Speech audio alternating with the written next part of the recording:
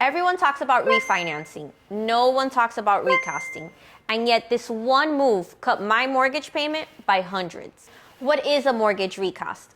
A recast is when you make a lump sum payment towards your loan and your lender recalculates your monthly payment, lowering it without changing your rate or your terms. Who qualifies and which loan types allow it? Usually, it's available for conventional loans in good standing. FHA and VA loans don't qualify, and not all lenders offer it. In my personal experience, I paid down $10K and requested a recast. I had extra cash, I had made extra principal payments, I got a lower payment, and no refinance needed. Let me walk you through a visual example. Old versus new monthly payment breakdown. I'll show you the exact numbers before and after. And like that, I can show you how it impacts your monthly cash. In this scenario, I'm going to be applying it to a real estate investment property that I have versus my primary home. So right now on this current situation, I have a principal balance of $318 with 62. My current P&I, which is my principal and interest, is $1,288 with 49.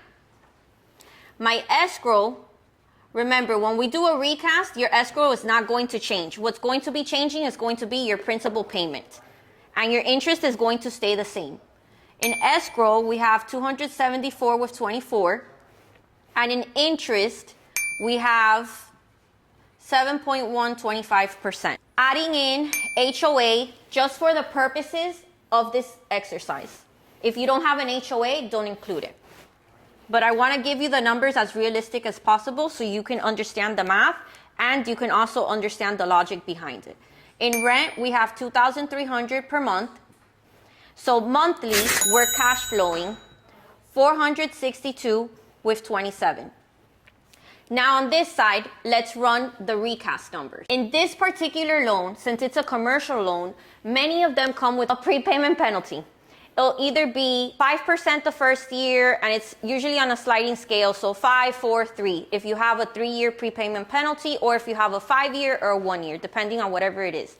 In this example, so a little hack that I found is that even though I have a prepayment penalty, there's a clause within my loan docs that I'm able to apply a 20% principal payment without incurring that fee. So what I did is that I'm taking advantage of that. So I'm going to make a 20% principal payment, which in this case, 20% principal payment would be $38,063 with 72. Making this payment is not only going to bring up our monthly cash flow, but it's also going to be saving us in interest. Our new P&I is going to drop to $1,030 with 93. Our escrow will remain the same. Our interest will remain the same. This isn't a refi, this is a recast. Our HOA will also remain the same until they decide that they want to raise it again. And our rent, $2,300. Now, when we figure out our cash flow, we are no longer at $462 with 27 cents every month. We're now going to be cash flowing $719 with 83. You just upped your cash flow and you're saving yourself on interest.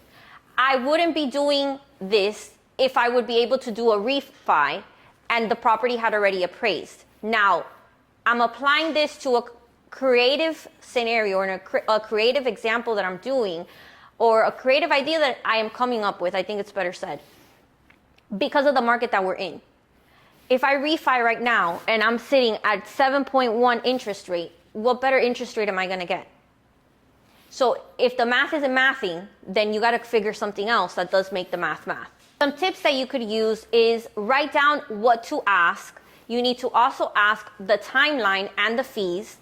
Ask if they offer recasting and what the minimum payment is and what the fee looks like. Usually it's under $300. If your lender allows it and you've paid down your principal, don't let the opportunity pass.